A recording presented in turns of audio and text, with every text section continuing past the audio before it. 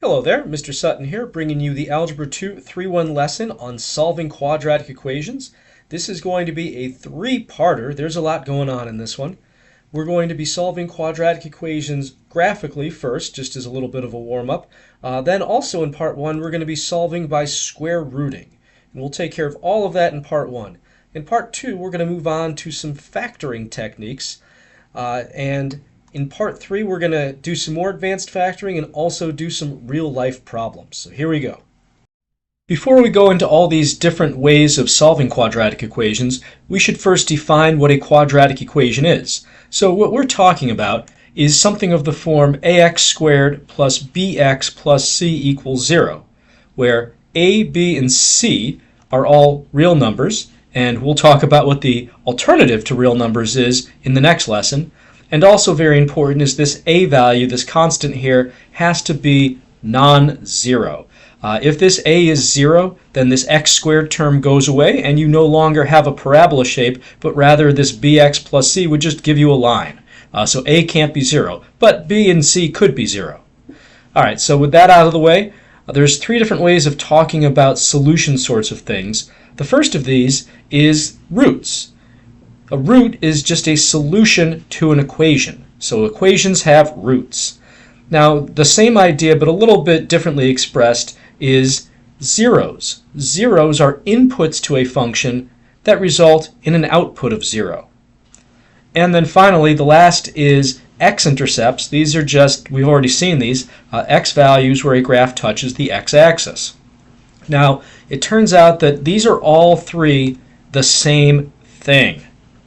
The solutions to an equation are the zeros that you would get if you set a function equal to 0 and solved it. These are both also the x values where your function or your equation would touch the x-axis. Now, how many solutions could an equation have, regardless of which of these sort of ways of talking about it we're going with? Well, it turns out these could have either 0, 1, or 2 solutions. And it's easiest to see this if we take a look at this x-intercept version of solutions. So if you have a parabola that doesn't touch the x-axis at all, you would end up with 0 solutions, even if you tried to solve it using algebra. You could also have a parabola that touches 1 time, just this once here, or you could have it touch 2 times if we just shift it down a little bit. So any of these possibilities could happen, but we can't touch it more than 2 times, so 2 is the max. Now that we've got those definitions out of the way, we're going to be going through techniques for solving quadratics, basically in the order of desirability. So the first thing that we'd love to do is, if we have technology available and we're allowed to use it, then this would actually be the fastest way to solve a quadratic or really any equation. So the key to this is it's a good idea to first zero out your equation before trying to graph it with technology. So right here we see that this 4x could be moved over to the left side. So I'll rewrite this as negative 2x squared minus 4x minus 2 equals 0. And if I'm just graphing this on Desmos, I don't really need to put this 4x in the middle, but it's good practice because all the other techniques we're going to be using, you want things to go ax squared bx c kind of order with standard form. All right, now that you've got this zeroed out, the next task is very simply just to graph this non-zero side of the equation and see where that touches the x-axis. So if you're feeling up for it, pause the video, go to Desmos, graph this out, and see where it touches. All right, let's see how that went. So here we are on Desmos, and if you wanted to, you could write f of x equals or y equals all this stuff on the left, but you actually could just type it in as is without anything equaling it, and it'll still graph it for you. So we've typed that in, and let me just move this over so we can see it. And we see right here that, hey, at negative 1 comma 0, and I'll just cut and paste that graph to here, that's where we're touching the x-axis, so we can conclude from this that x equals negative 1. Now, it is actually possible to do this whole thing without zeroing it out. So going back to Desmos, let's just say that I just kept negative 2x squared minus 2 as its own little island of insanity here. And let me also graph 4x, the other side of the equation, separately. So I'll graph 4x here. And if you find where these two different graphs intersect, like at this spot, -1 comma -4, that also gives you the x value that you were looking for. So the reason that I would zero things out instead of graphing each side separately is because if you zero it out, you're just looking for where one graph crosses the x-axis, which is maybe a little easier to find than when two graphs are intersecting. You might have to hunt around and zoom out or something to see that intersection spot. So I think we can agree that graphing is awesome if we're allowed to use the technology on a problem, but if we're not, then here are some other by hand methods that will still get you your answer. The first of these we'll see is solving by square rooting. So the idea here is that we're going to try to isolate an x squared, or maybe there's like an x plus or minus something in a squared parentheses, either of those, and then after we've isolated that, we're going to take the square root of both sides of the equation. So get x squared by itself, square root, and see what you get. Hey, why don't you pause the video and actually try that out? All right, let's see how that went. So to isolate the x squared, I first have to isolate the 4x squared. So let's add this 31 over to the other side. So that's going to be 49 and 31 gives me 80. And then to get x squared by itself, I need to divide by 4. So 80 divided by 4 is 20. And then finally, I need to actually do this part and square root both sides. So square root of x squared is just going to be x. And the square root of 20 is, well, the square root of 20. It's not a perfect square, so unless we're looking to get a decimal, we could leave it as the square root of 20 for a little bit. Now, there is something important here. When you square root both sides of an equation, you need to provide a plus or minus in there when you're square rooting equations. And the reason for this is because even though a plus or minus is not built into the square root function itself, there are two different things that I could square to get me 20. One is positive square root of 20, whatever crazy decimal that is, and the other is negative, whatever the crazy decimal that's the square root of 20 is. It's like 4 point something. So because both of those are possible answers, I need to include both of those in my answer, unless I have a good reason for leaving one of them out. And sometimes there are good reasons, but here there are not. So there is another piece to this, and that is that you will often have to simplify the radical here in order to match one of the answer choices. So simplifying radicals is also a good step to take at this point. And just as a reminder for what you need to do there, the reason this is not considered simplified is because 20 can be broken up into a perfect square times something else. So to simplify this, we just need to rewrite this as a perfect square product, so a perfect square times something else, and then square root the perfect square. So what's a perfect square that goes into 20? Well, 4 goes into 20 5 times. So we can split this up into square root of 4 times square root of 5. And the reason that's good is because the square root of 4 is a nice whole number like 2. So we can just simplify this to plus or minus 2 radical 5.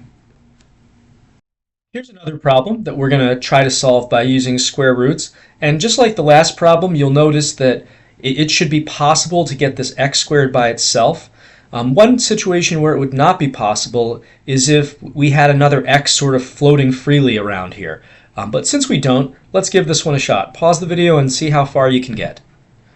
Alright, so just like before, let's move this constant over here by subtracting 9. And then we can divide both sides by 3 to get x squared alone. So x squared equals -3. And just like before, we can now square root both sides to get rid of that square. So we can write x equals, don't forget the plus or minus, the square root of -3. And where do we go from here?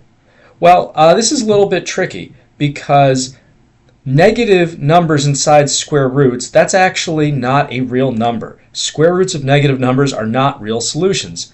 I mean, if you think about it, the square root is asking, what do I have to multiply by itself to get the number inside? Since the number inside is negative, there's nothing I could really multiply by itself to get that, because anything I multiplied by itself, negative or positive, would give me a positive number, not a negative number. We need two different numbers that are, one positive, one negative to get this situation. So for this I could write no real solution. Now you might be wondering why I wrote no real solution instead of just saying no solution. And it turns out, even though these are not going to be real solutions, we're going to learn in a later lesson that these are actually complex solutions that can be simplified a little more using something called imaginary numbers. But we're not going to worry about that just yet. We're going to do one more of these solve by square rooting type of problems. Now this next problem, even though there's not an x squared that specifically says x squared, we have an x to the first power here, there is an x plus something in a squared parentheses that we can isolate. So this still can be solved by square rooting even if x isn't technically being squared at the moment. So pause the video and see what you can do with this one. Alright, so this one is a little bit tricky to start because to isolate this squared parentheses, you need to get rid of this 2/5. Now to get rid of a fraction multiplier, the fastest way to do that is to multiply by the reciprocal of the fraction. So we're going to multiply both sides by 5/2. That gives us just 1 over here. 5/2 times 2/5 is just 1. Over here we're going to get 25/2. Now that we've got the squared stuff isolated, that was actually faster than any of the other problems, we can take our square root of both sides. So when I do that, on the left side I just get x plus 3 and this squared parentheses is gone. On the right side I get plus or minus square root of this craziness. Now we're going to have to go a little bit further. We could subtract 3 and get x by itself, and we're going to have to do that in a little bit, but we're also going to need to simplify this radical here. There's a couple issues with this. So for one thing, we need to simplify fractions that are inside radicals. We're not allowed to just leave a fraction inside a radical. That's one of our 3 radical rules.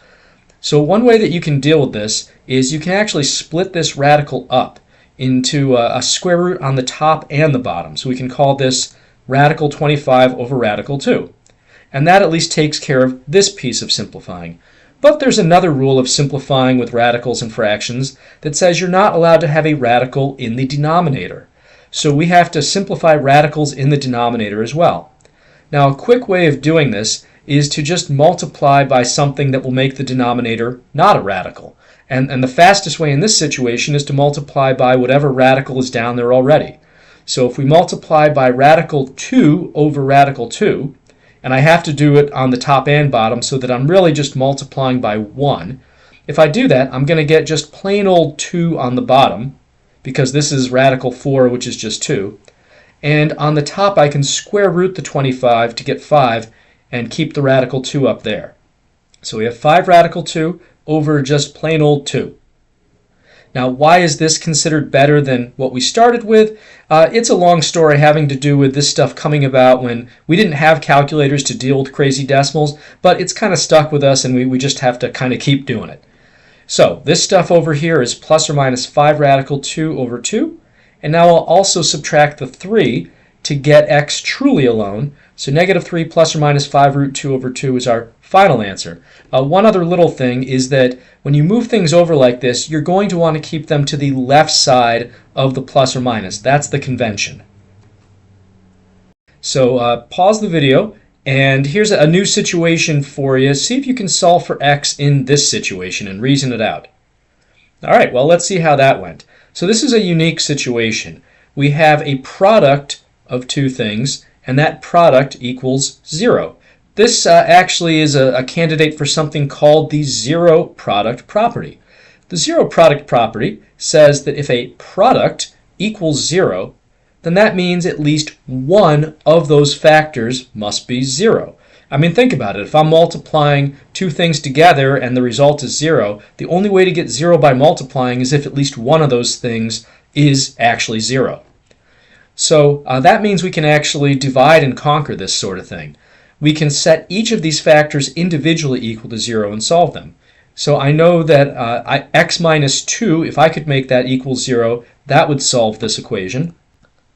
And by the same token, if I could make x plus 4 somehow equal 0, that would also give me a solution to this. Because if I zero out either of these parentheses, it doesn't matter what happens with the other one. 0 times anything else is still going to give me 0.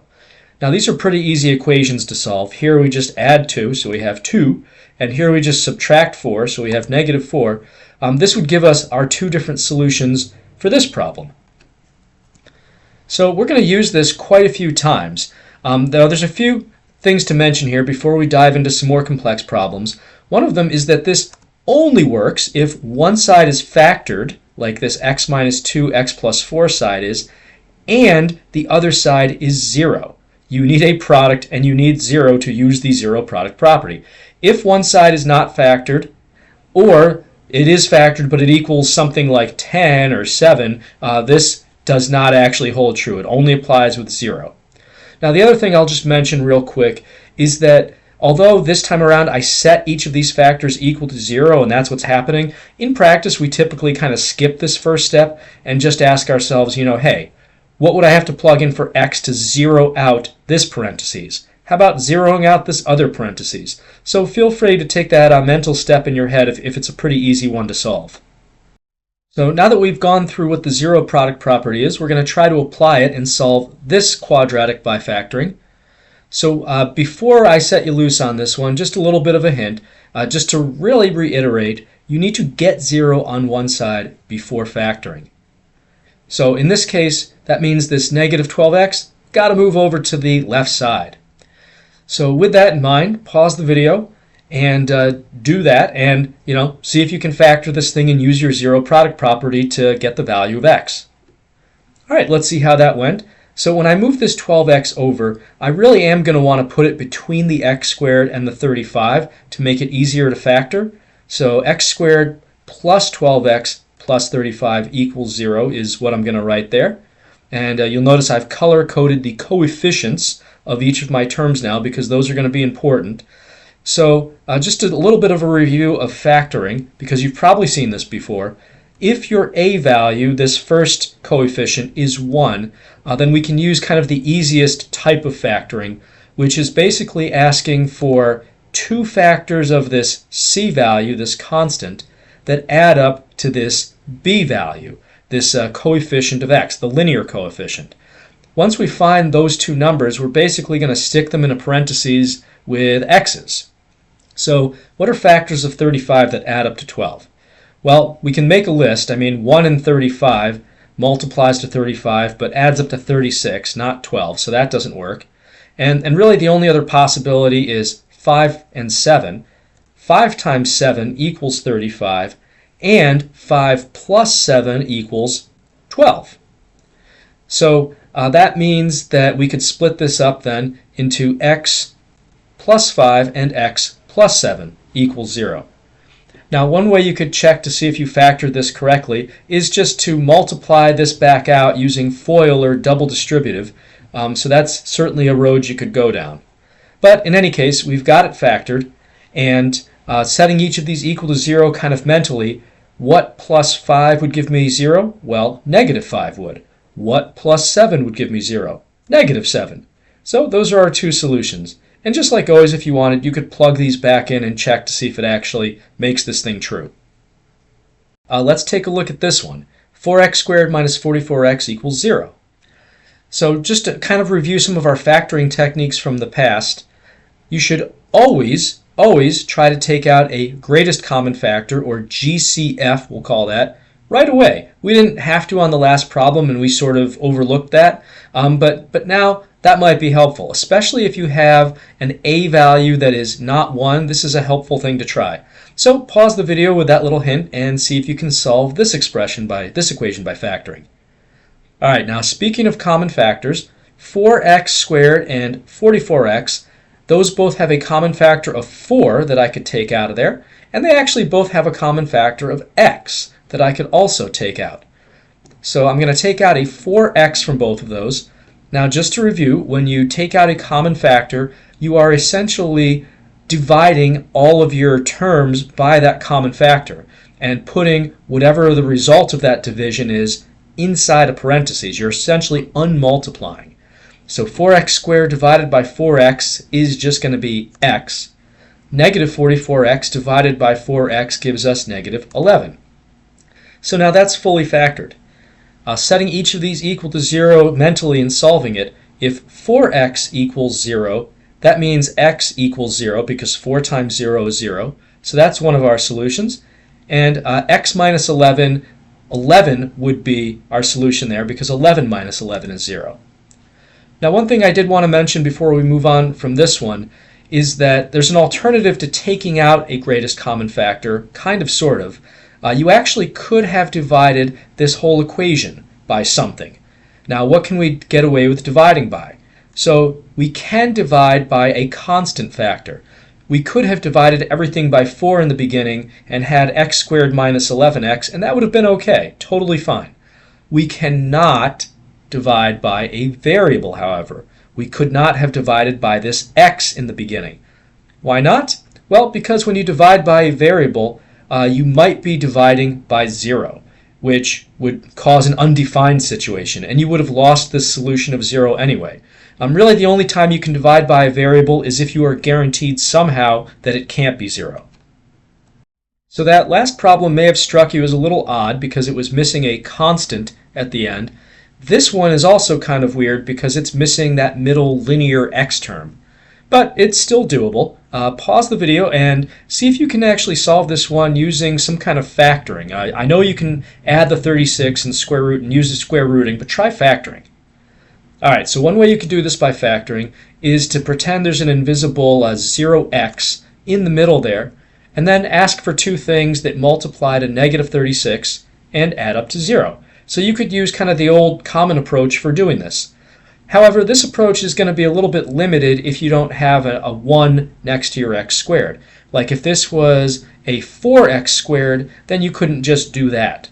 So another thing you can use in these situations where you have a difference of squares, basically a squared minus b squared sort of situation. There's an old factoring shortcut that you might have learned in the past where this pattern can be rewritten as a plus b, a minus b. Essentially, take the square root of your perfect squares and put it in a plus and minus parentheses. So using that sort of approach here, we have the square root of x squared, which is x. The square root of 36 is 6, so we did end up taking the square root anyway. And then we would have x plus 6, that's the a plus b, and x minus 6. Now once we've got this split up like this, we can set each of these equal to 0 and still solve it.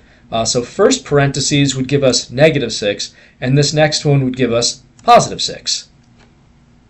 For our next example, we've got this question here asking us to find the zeros of this f of x function. Now before you get all intimidated by this new sort of question format, remember that the zero of a function is essentially just what you get when you set the equation equal to 0 and solve. So really all we have to do here is set this f of x equal to 0, like so, and now just solve it as we would any quadratic that we've been solving in this lesson. So pause the video and see if you can get the solution here. Alright, so we can solve this using kind of our old regular way of factoring. Two things that multiply to 16 and add up to negative 8. 1 and 16 doesn't work, 2 and 8 doesn't work, but 4 and 4, if they're both negative, would add up to negative 8. So x minus 4 and x minus 4. And I could actually be kind of fancy and save a little space and rewrite this as x minus 4 squared, since it's a repeated factor. And I could set that equal to 0. Now, one thing I did want to show you before we actually solve this, which will be very quick, is that there is another way to factor this. You might remember a shortcut when you had a perfect square sandwich like this, when you have something in a squared plus or minus 2ab plus b squared form, you can just factor this into a plus or minus whichever you started with b quantity squared. That was kind of unnecessary for this problem, but if this had not been just 1x squared, if this had been another perfect square like 4x squared or 9x squared, then knowing this shortcut would have actually made life a lot easier. Also, we're going to be using this shortcut in other ways, kind of in conjunction with solving by square rooting, that's going to allow us to solve any function, even ones that may not even have real solutions. So this is going to come in super handy. I just wanted to kind of plant the seeds and remind you about it now. So one other thing about this that you do need to be a little bit careful about, is if you're just square rooting the first and last thing and sticking x and 4 in here, you also need to at least check to see if you would have gotten this negative 8 if you multiplied this back out.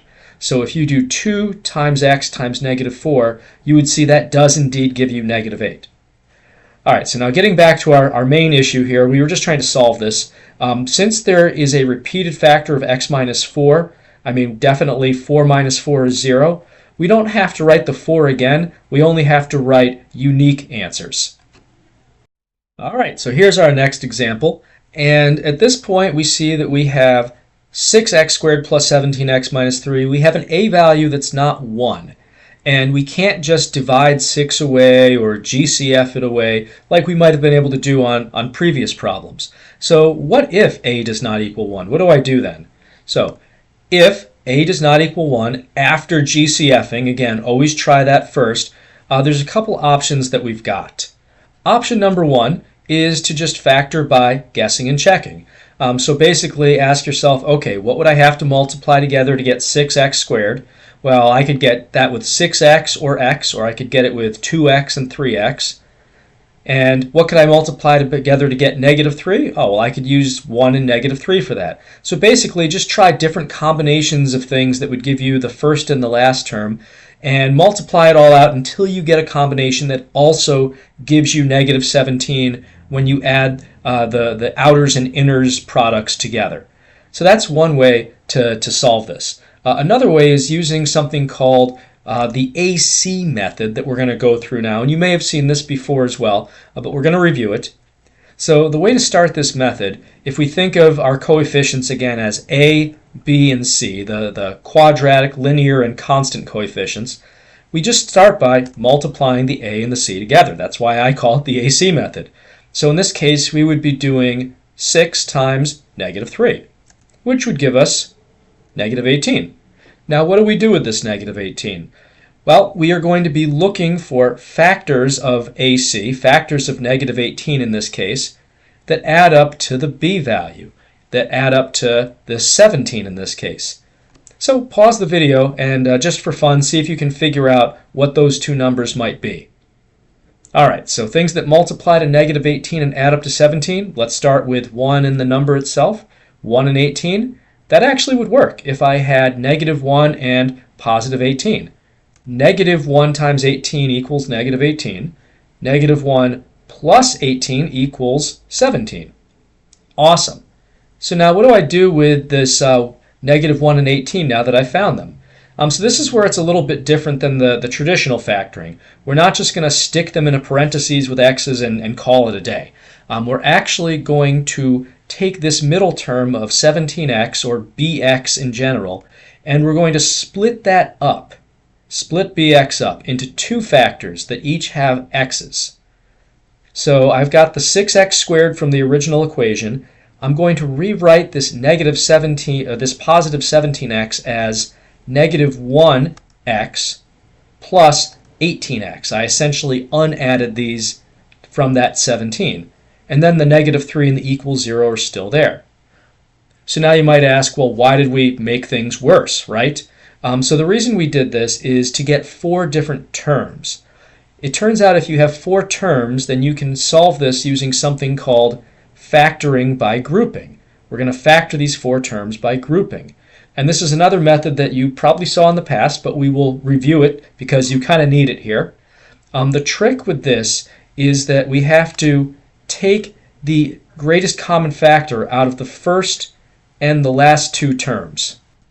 And then after we've done that, you should end up with the same thing in 2 different sets of parentheses. You're going to factor out that common parentheses, and that will factor all of this. So just to get us started, for example, these first 2 terms, what could I take out of 6x squared and negative 1x?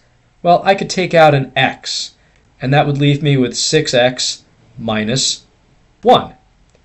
Pause the video and see if you can go the rest of the way on this one using this kind of idea. Alright, so for my next 2 terms, 18x and negative 3, I can take a 3 out of those. That leaves me with 6x and minus 1. And we notice that we've got 6x minus 1 in both of those. So I can now take that out as a common factor, and the things that were attached to them, the x and the plus 3, get put in their own parentheses afterwards. So we've got 1 GCF, 2 GCF, 3 GCF. All right, so now that we've got this thing factored, we just set each of these equal to 0 and solve. Now if 6x minus 1 equals 0, that means that 6x equals 1. I would have to add 1 to start solving this. And then if I divide by 6, I get x equals 1 over 6. So that's one of my solutions. And then I just have negative 3 for this other one. Now one little thing to be careful about with factoring by grouping that I'll just mention is that if you come up with a situation where you can't take anything out, you still have to take out something. So you could take out a 1 if there was nothing else to take out. So we have finally arrived at the final boss battle of this 2- or 3-part lesson on solving quadratics. And we might be wondering, well, this is all wonderful, but what can we use this for? So here is a real-life problem involving these quadratics. We have a streaming service company charging $6 per month, and they have 15 million subscribers so far. And here's some of their content. I think that's Frank Sriracha, YouTube sensation. That guy's crazy. Now, for each $1 increase in price, the company loses 1.5 million subscribers. We want to know how much the company should charge to maximize their monthly revenue and what that monthly revenue might be. All right, so breaking this problem down here, one thing that we have control over is how many price increases we do. So let's start by defining x as the number of price increases.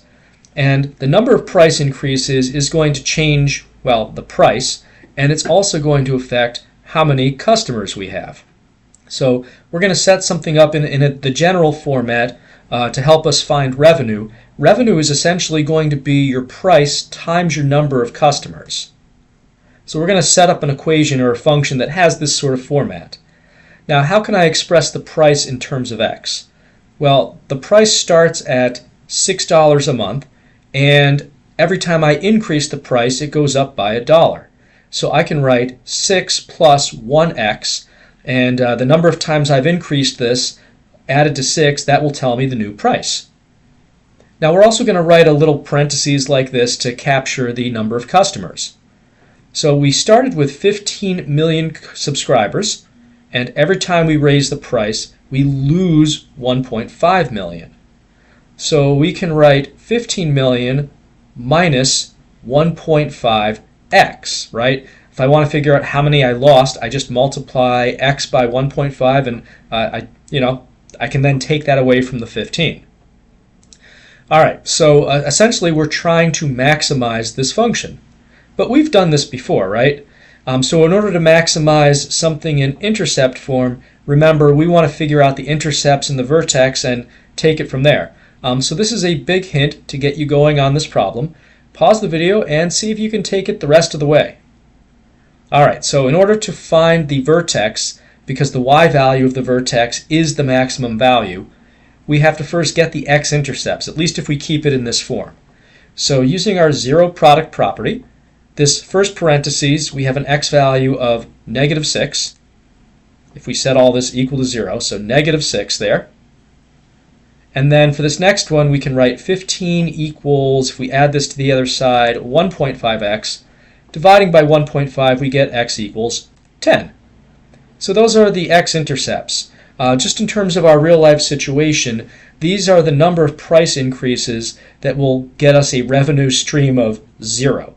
Either because we're charging 0 for the price, so we get nothing if no matter how many people buy that, or if we raise the price 10 times, then we lose all of our customers, and it doesn't matter what the price is at that point if nobody's buying it. So to get the vertex, remember, we just have to average these x-intercepts together. That'll give us the x value of the vertex. So negative 6 plus 10 over 2. That's going to be 4 over 2, which is just 2. So the ideal price then, because that's what they wanted us to answer in part, in order to maximize revenue, is going to be 2 price increases. That doesn't mean the answer is 2. It means the answer is 6 plus 1 times 2, because that was our price part of our equation. So 6 plus 2 means we actually should charge $8 to maximize the revenue. Now, to figure out what that maximum revenue is going to be, we can just plug 2 into this larger function here. So 6 plus 2, and then 15 minus 1.5 times 2. And we could probably do this without a calculator. So we already know that this first one is 8. And this is just 15 minus 3, which is 12. So 8 times 12, that's going to be 96. And this was in millions of dollars, so 96 million. So that's it for this lesson. It's been a long journey, but we paid the price, and the reward was knowledge and understanding, hopefully. Until next time, Mr. Sutton signing off.